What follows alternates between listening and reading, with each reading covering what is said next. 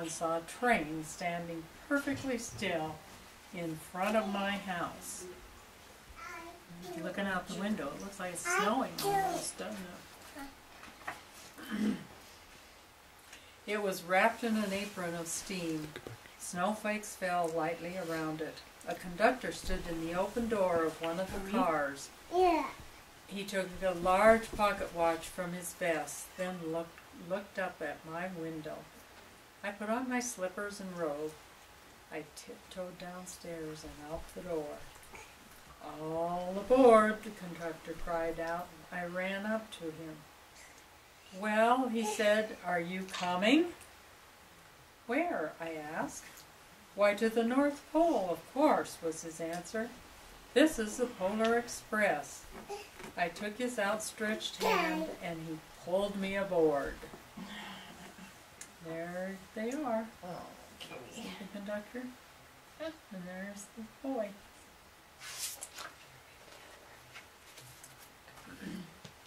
The train was filled with other children, all in their pajamas and nightgowns. We sang Christmas carols and ate candies with nougat centers as white as snow. We drank hot cocoa as thick and rich as melted chocolate bars. Outside, the lights of town and the villages flickered in the distance as the Polar Express raced northward.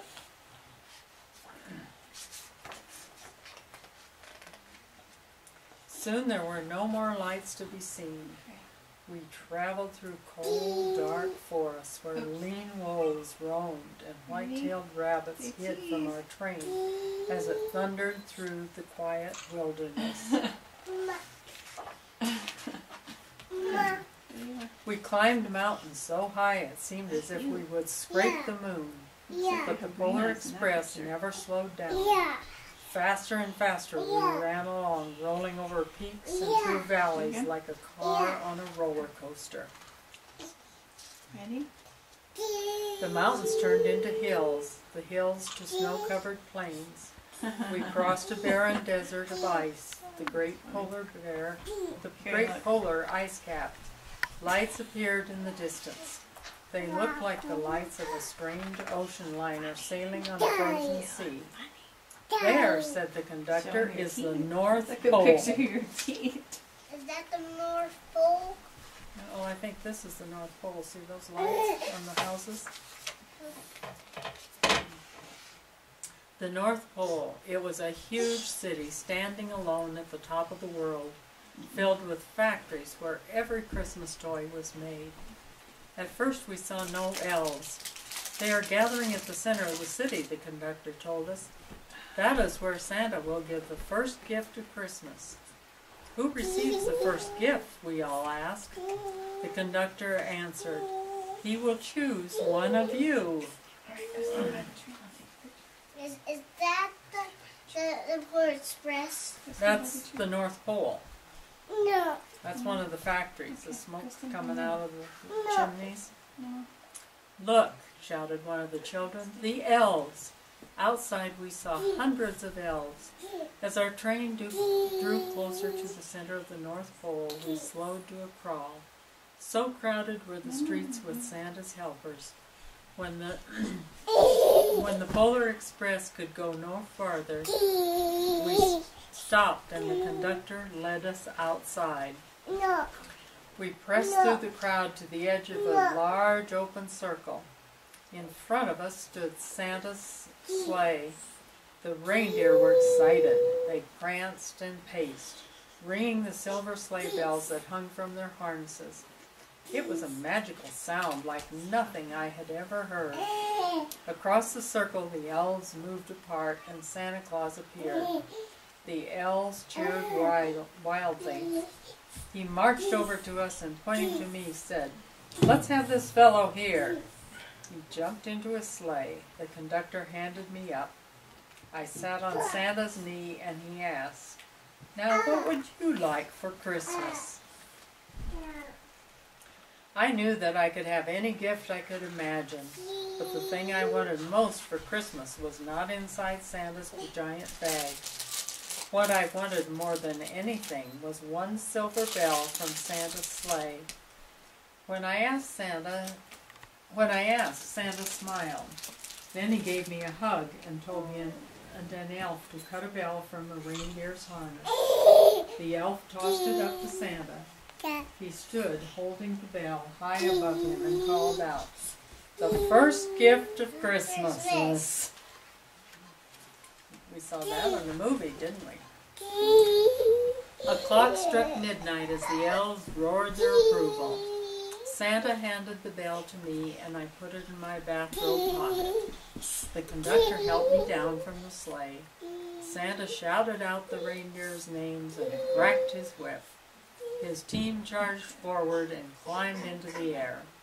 Santa circled once above us, then disappeared in the cold, dark, polar sky. You're climbing on top of me. As soon as we were back inside the Polar Express, the other children asked to see the bell. I reached into my pocket, but the only thing I felt was a hole. I had lost the silver bell from Santa Claus's sleigh. "Let's hurry outside and look for it," one of the children said. But the train gave a sudden lurch and started moving. We were on our way home. It broke my heart to lose the bell. When the train reached my house, I sadly left the other children. I stood at my doorway and waved goodbye.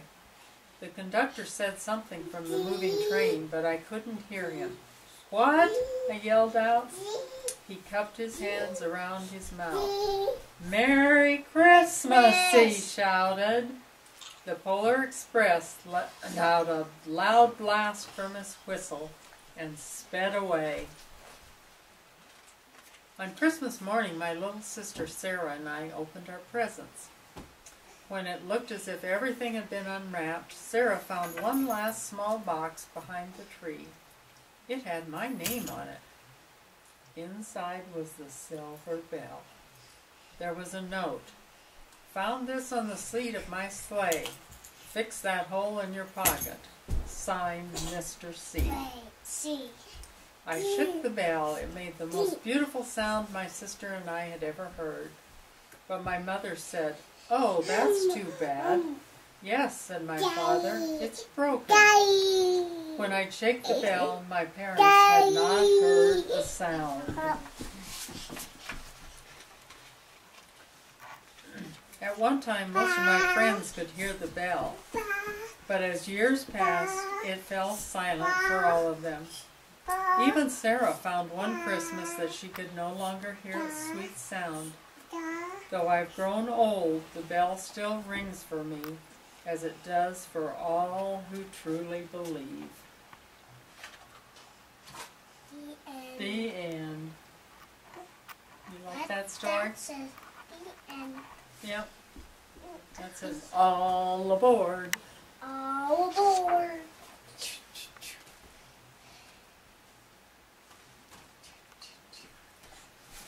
Up. No.